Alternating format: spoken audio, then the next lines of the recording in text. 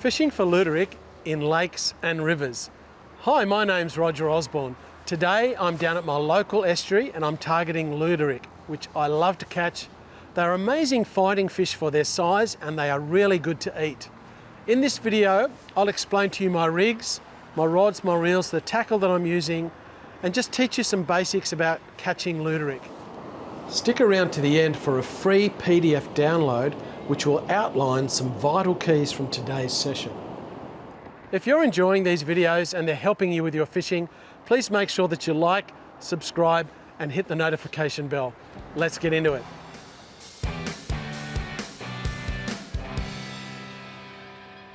The first thing I need to do when I'm fishing for Luderick is to make sure that my float is weighted correctly.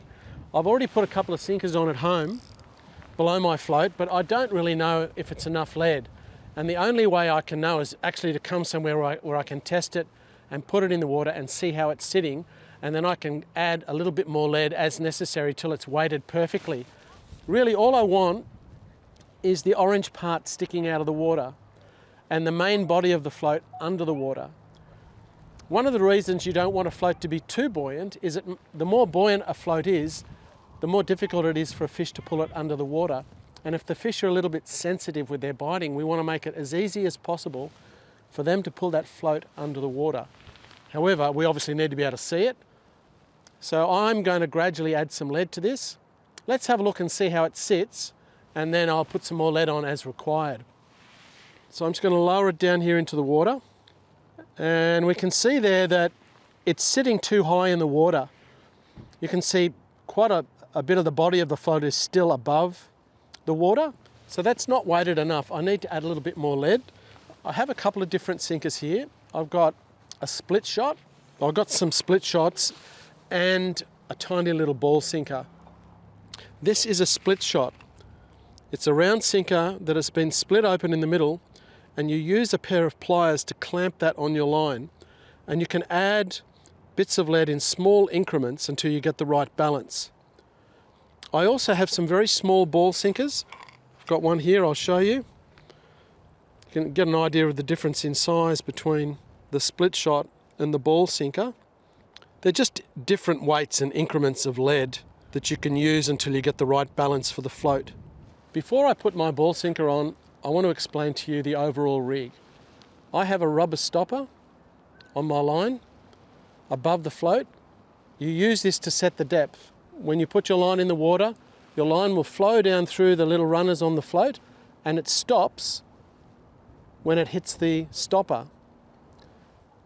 So the first thing that you put on your line is the rubber stopper, and you can move the rubber stopper up and down your line whichever way you want to set the depth of the float, whether it's shallow or deep.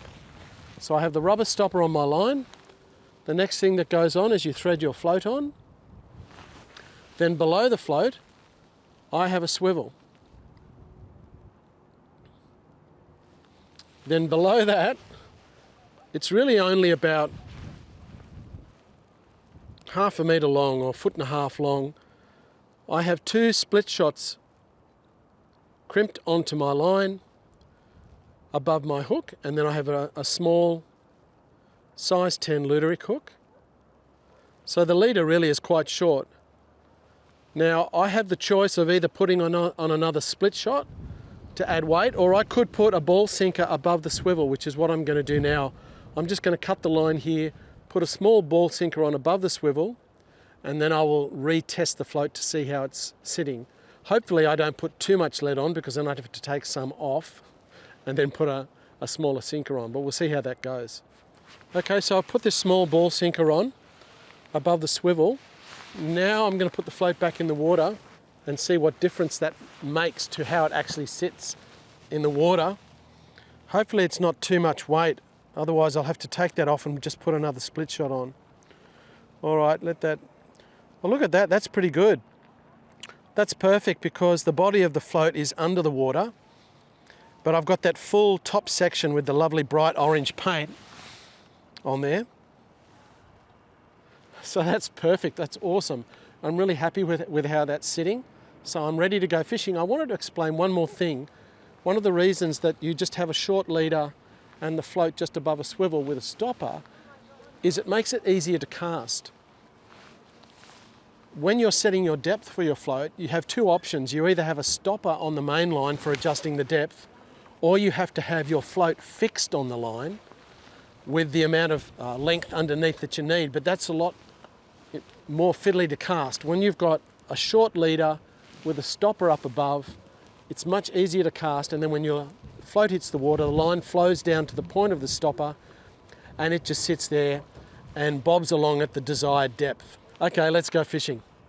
There are many places that you can fish in an estuary for Luderick on the edge of weed banks, and I know this particular lake has got thousands and thousands of fish all around the lake.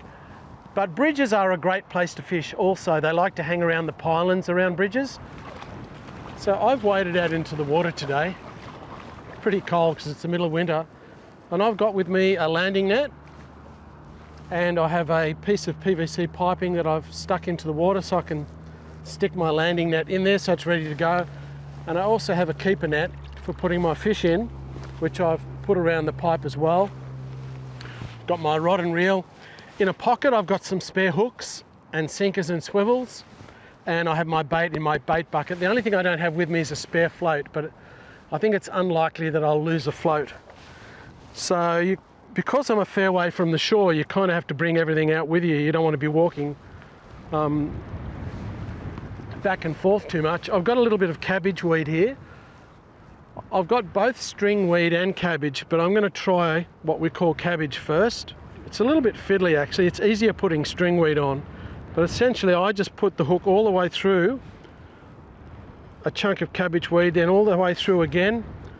I fold it over a third time, put it through again like that, and then I'll pull the top part up over the eye of the hook. You can see the barb of the hook is sticking out of the bottom part of the weed there. And then I'm going to do a half hitch to hold that bait in place around the top of the weed. I don't pull it too tight because it would cut through the weed. So that's like a nice little skirt of weed that I'm going to put on. I went down to the rocks this morning and collected some weed. I got both some string weed and some cabbage weed. Most rocky headlands have an abundance of weed. Sometimes after rough seas you have trouble because it gets washed off the rocks. But I selected both types of weed because generally in a river or a lake you use the string weed, but sometimes they like the cabbage. You tend to use cabbage more off the rocks, but it's good to have both because you can try both varieties of weed and see if the fish have a particular liking on a given day. And it's easy enough to get. Really only takes a minute or two to collect the weed, and it's absolutely free, and there's so much of it. So it's fantastic. You don't have to spend any money on bait other than a little bit of petrol, obviously, to get wherever you're going to get it. Now I'm setting my float at this point only about 4 feet deep, about 1.2 meters. I've got my stopper up above the float. I'm just guessing, I'm going to toss it out, see how it's sitting, see how the current's taking it, and I may go a little bit deeper, but I won't know until I've actually given it a go. So I've walked out to the edge of where the shallow sandbar transitions into the deeper water, and it's a little bit windy, but let's just see how this goes. Oops, I don't have to cast all that far. I think I might cast it out a bit further actually, because I'd like to get out where the current is. At the moment there's an outgoing tide, so the water should be flowing towards the bridge. But I need to get more out into the main channel just to see what the current's doing. See if there is much current. There may or may not be. I have a very strong wind blowing in my face. But we'll see. What we're looking for is for a Luderick to fancy that bit of weed and grab it and pull my float under the water. The reason I chose this particular location today is because I was expecting that the current and the tide was still running out. It's past low tide, although in lakes and rivers there's always a bit of a delay between the tides. So my anticipation was that the water would be still flowing out of the lake, not coming in yet, and I wanted my float to go towards the bridge along the edge, along the weedy edge. So that's what I'm hoping. If for some reason that's not happening, I may need to adjust where I'm fishing. because if it was an incoming tide or a outgoing tide, that can influence where you actually fish. I mean, if it was an incoming tide, I could fish on the other side of the bridge and have my line come this way towards the bridge from the opposite direction. But I'm just going to test it out, have a few casts and just see what's happening. So I'm out in the main channel there, so I should be in the middle of the current. But it appears to me that the current actually is pretty much dead. It's not moving hardly at all. I'd prefer there to be current because I could cover some ground that way and find where the fish are. There are different ways of fishing for Luderick in an estuary, and one of the ways is to use the current, and your float will go with the current and you cover ground and you can actually locate where the fish are. Your float will drift along. You might not get any bites, but then you'll get to a certain point and you'll get a bite, and that's where the fish are feeding. And then when you've caught a fish, you can actually cast back into that same spot once you've located them, and very often you'll catch a whole bag of fish. And so that's one of the advantages of having current, because you can let your bait cover a little bit of ground.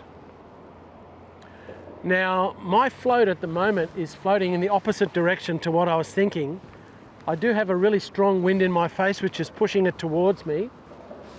And it appears that the tide is perhaps on the change, where it's starting to come in, because my float is heading in and not out. I think I had a bite then. Sometimes if your float is too deep, if your bait's too close to the bottom, your hook can catch on the bottom, and as it floats in the current, it'll go under and it looks like you're getting a bite, but it's actually just because you're caught on the bottom. But I don't think I was caught on the bottom then. I think that was a bite. Probably should have let it take it a little bit longer, but that was encouraging. So I'm going to toss my line out in that same spot again. I'm going to pull that back around there.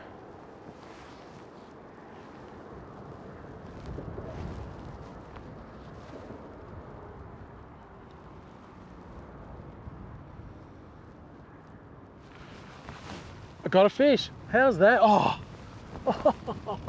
I had one. That was really quick. I lost my bait, but man, I tossed back in the same spot and I got a bite straight away. Look, I got not a single, look, I don't have a skerrick of weed left on my line. So I'm gonna, and that was on cabbage weed, so I'm gonna put a little bit more cabbage on.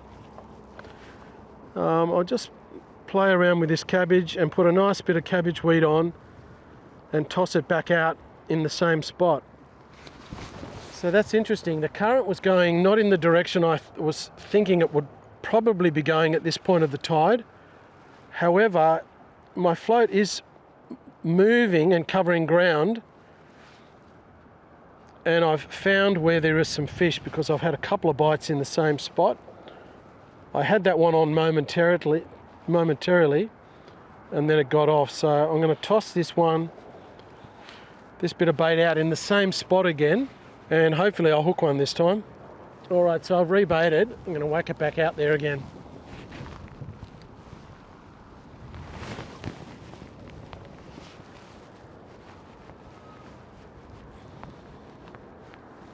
I might, if I get a bite this time, I think I'll let them hold it under a little bit longer before I strike.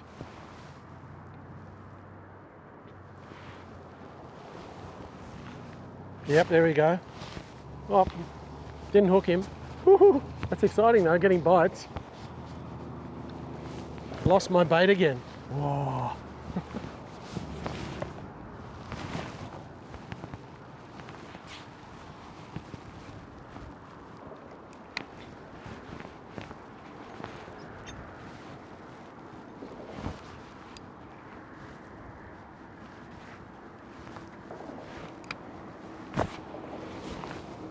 Okay. Oh. Man, I had another fish on, he got off.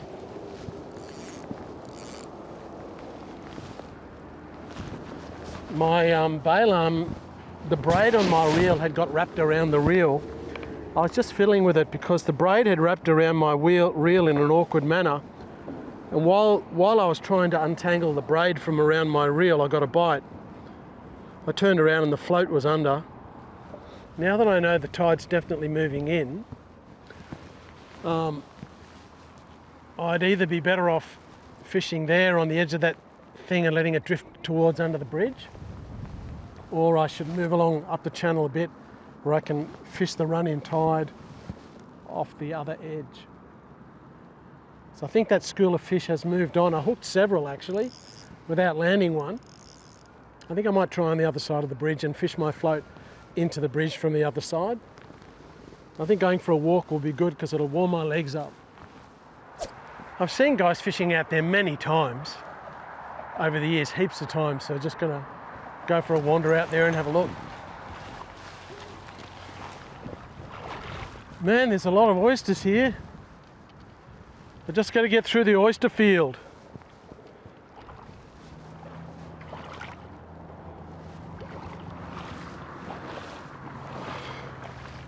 Gosh, they're thick. There's so many oysters here. I tell you what, if you're an oyster lover, man, I'm just thinking about Kilpatrick and Mornay right now.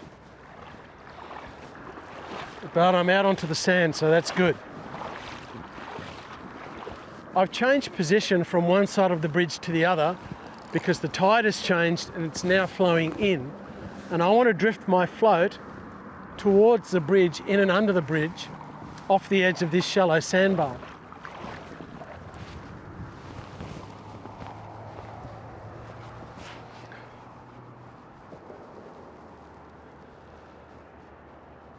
Not quite sure what's going to happen yet. Just going to test a couple of little spots, see which way my float goes, see how deep the water is. Oh, I'm getting a bite. Oh, look at that. Oh. I think I might change over to a bigger hook. I'm feeling a little bit better with the cold. It was so cold before. I was suffering a little bit. Whoa, he's pulling, this guy. Gee, they're a great fighter, Luderick. They really fight well. Great fun to catch on light gear. Goodness me. I got bites pretty much straight away as soon as I came out here. I'm not near my net though. I really need to position my net in a better spot because I might have to walk him over towards my net so that I can land him.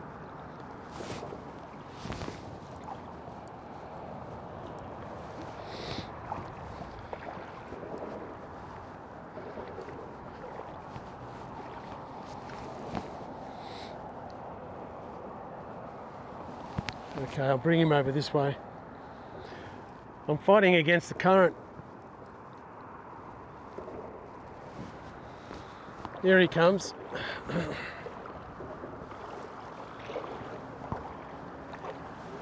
going to actually bring him over to my net rather than risk lifting him out of the water.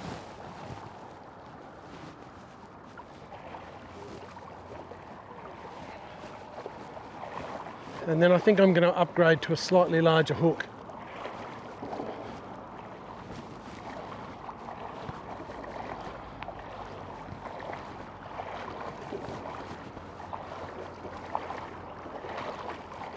Looks like a good sized fish.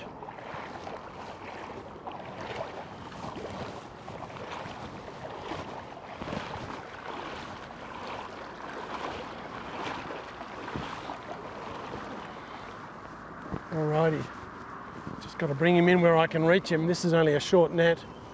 He's a lovely fish actually, just a beautiful fish. Look at this guy. He's a stunning Luderick. Really beautiful fish. Look at that.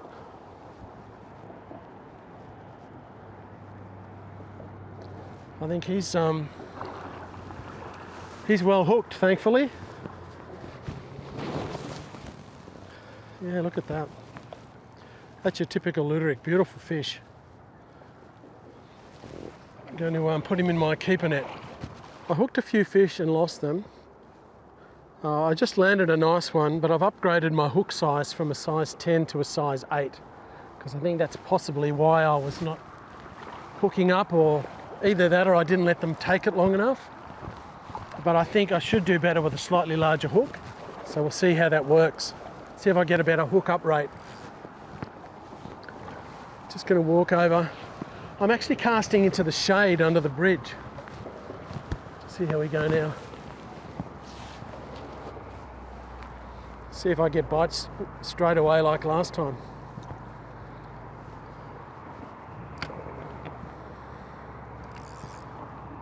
I'm kind of floating around the pylons. I'm not in the main current. Yeah, I'm getting a bite already. Oh, got him, yep.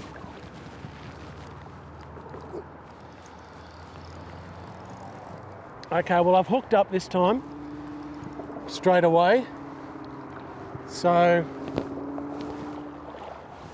that slightly bigger hook is good so far. It's a bit smaller one, this one. The other one was a big guy, but this guy's a bit smaller. I think he's a throwback. So I'll bring him over, we'll see. Maybe, maybe not. I'm being a bit casual with him. There you go. No, he's still a legal sized fish. I only intend to keep a few. You don't need much for dinner. So just a few of these would be lovely. I'm going to try a little bit of string weed. I'm getting bites on cabbage weed, but I think I might give a bit of the string a go. And when you put string weed on, you plait it. You lay it over your line with about the same amount either side, roughly, and then you wind it down the hook like so, and then you do the other side in the opposite direction, wrapping it around your hook like that. So that's your string weed bait. So I'll just see, I've been getting plenty of bites on the cabbage. We'll see how it goes with the string.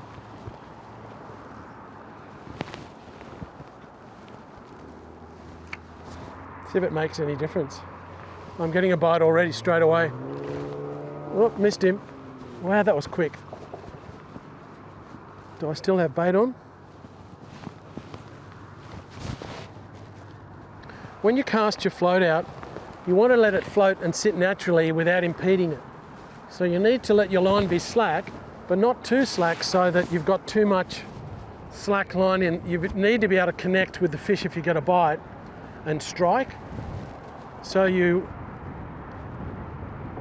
don't want to inhibit the float, but at the same time you don't want to have too much line out. So you just got to keep watching it.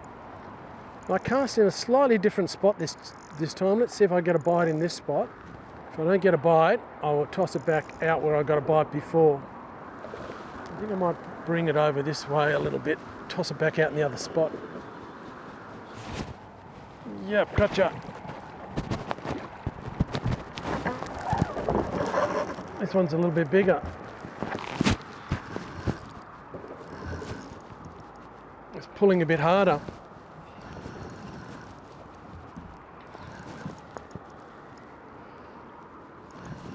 Definitely feels bigger than the last one.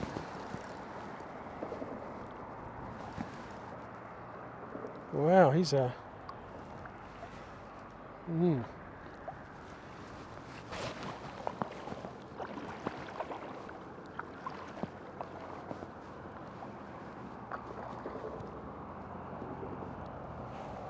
got to be gentle with these guys. When you're using light line, you can't pull all that hard.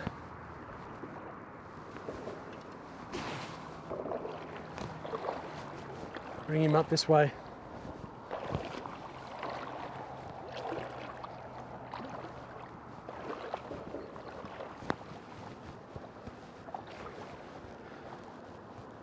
Bringing him up into the current.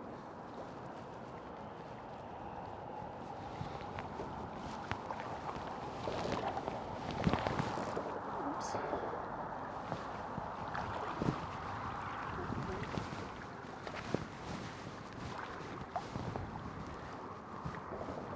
Come on, mister.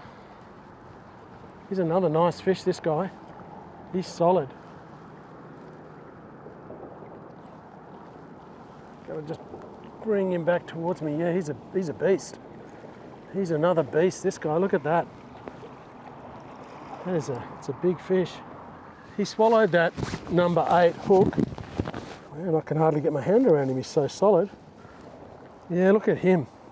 He is an absolute monster.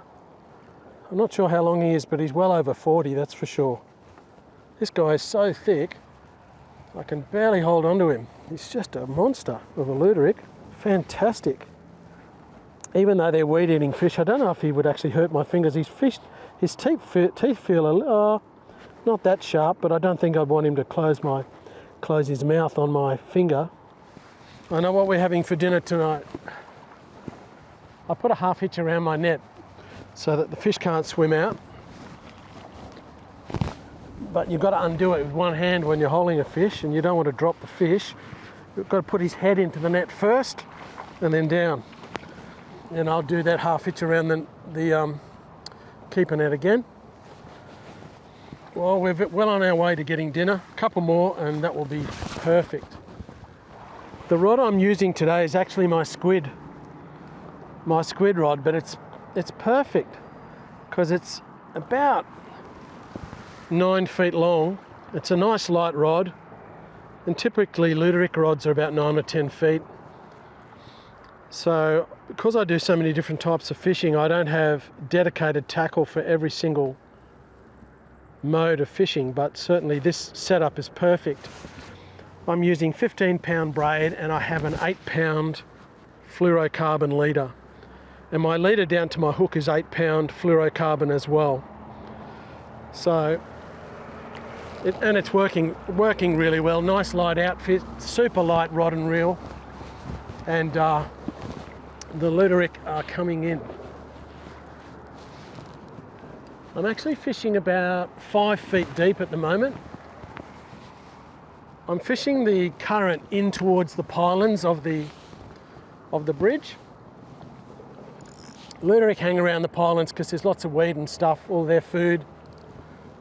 You got a lot of weed growing on the pylons, and the fish hang in those sorts of spots. I think I'm getting a bite. Yep, got him.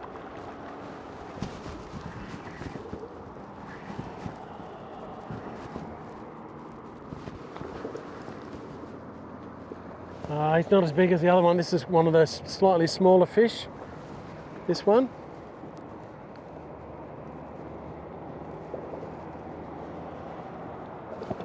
I think I'm just going to bring him straight in because I think he might be... Oh no, he's all right. But those big ones, I can't do this. Some more standard size Luderick. If you'd like to learn more about fishing in lakes and rivers, or what we call estuaries in Australia, I have a course on my website, rogersfishing.com, which has approximately 30 videos of instruction on estuary fishing, where I teach you about catching all sorts of different species and lakes and rivers. So make sure you check that out.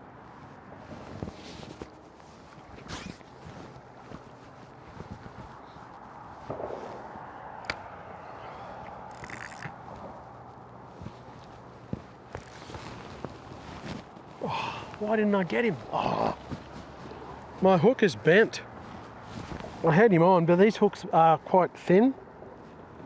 I just got to close the gape of the hook a bit because it bent a bit on that last fish.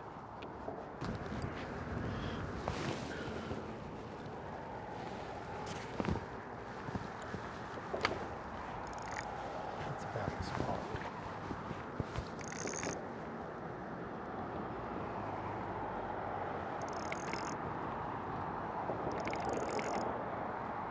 It's about how far.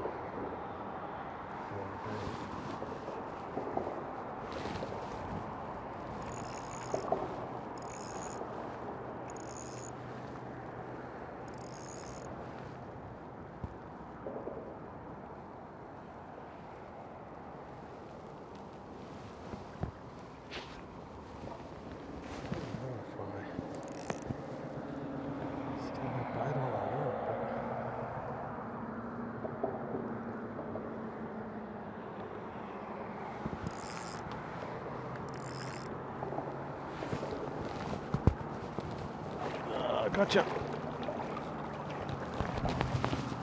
I can feel a big piece of weed around my leg.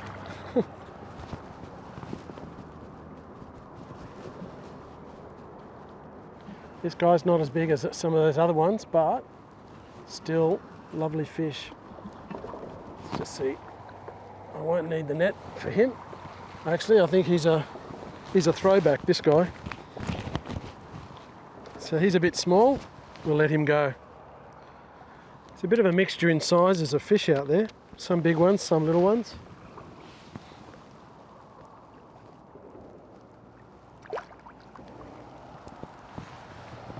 When fishing for Luderick, the depth that you have your bait under the float is something that you constantly adjust depending on where you're fishing and the tide and the depth of the water. At the moment I've got my bait here and my stopper is up here. So you can see my bait, and then when my float hits the water, the weight takes it down until it reaches the stopper. So my bait is, in this case, about 5 feet under the float, but it's just something you've got to adjust based on the conditions at the time and just decide whether you need to go deeper or shallower. If you're fishing with your bait too far under the float, your line will hit the bottom and your float won't sit properly, and it'll be pretty obvious to see that. But that's one of the things that you need to be adjusting constantly until you get the right depth. Once you get the right depth, you don't need to change it for that particular session. I just tried casting in a different spot then, and I could tell it was too shallow where I just cast my line, because my float was sitting on an angle in the current like that. It was hooking onto the bottom and going over on an angle. So I wound it straight back in, and I'll toss it where I was casting before, which obviously is a little bit deeper.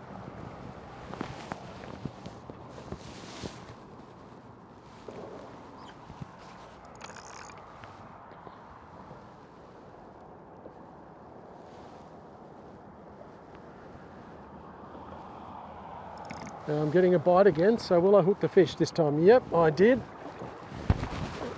I've had a few where I haven't hooked up. It's always good to hook up.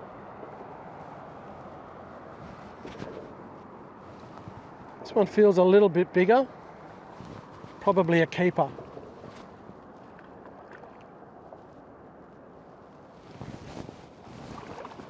I think I can actually not net this guy either, because he's not huge. So I'm just going to bring him up beside me and grab him.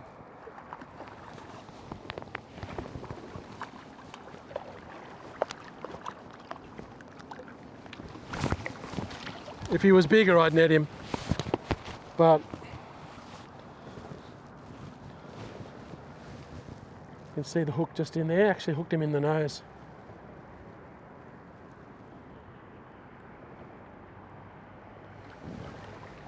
So he's going in the net, this guy. It's not a bad little spot here.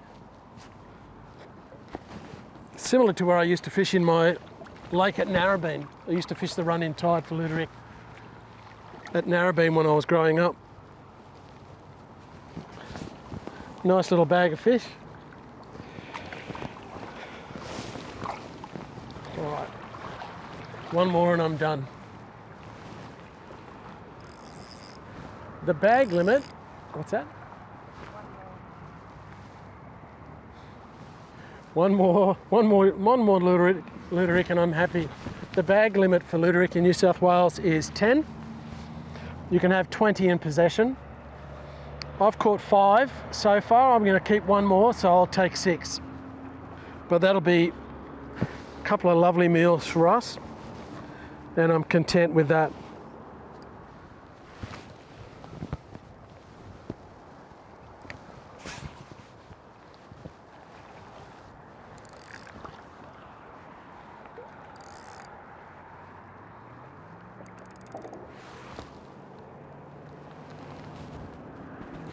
Got you this time.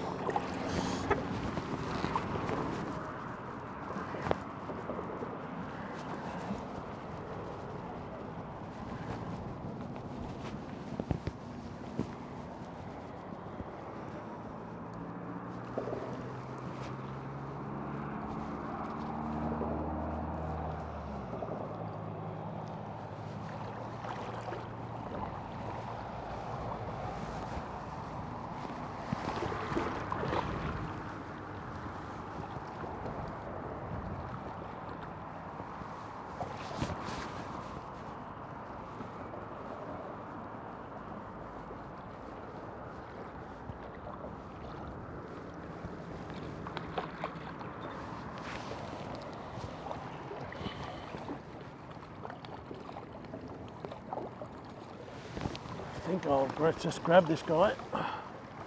Oops. Come back here.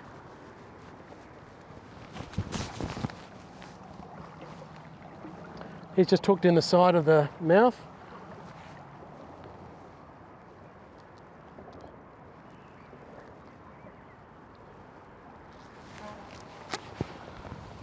Just gently lift him up and grab him. This one's probably about 31, 32 centimetres in length. I've really enjoyed eating Luderick lately. It's been fantastic. I've been fishing for them off the rocks. And there are so many in all of our estuaries. They really are an abundant and fantastic fish. A lot of fun to catch on light tackle and something that you can do, you know, great for your kids to learn fishing. That's what I did when I was growing up. I spent a lot of time fishing for Luderick, and they just multiply these things. They multiply in abundance. If you'd like a free PDF download of some vital keys from today's session, hit the link in the corner or in the description below. Well, it's been an enjoyable hour or so out in the lake. My feet have got a little bit cold, but I've got a lovely feed of fish. Thank you so much for watching. I'll see you again really soon.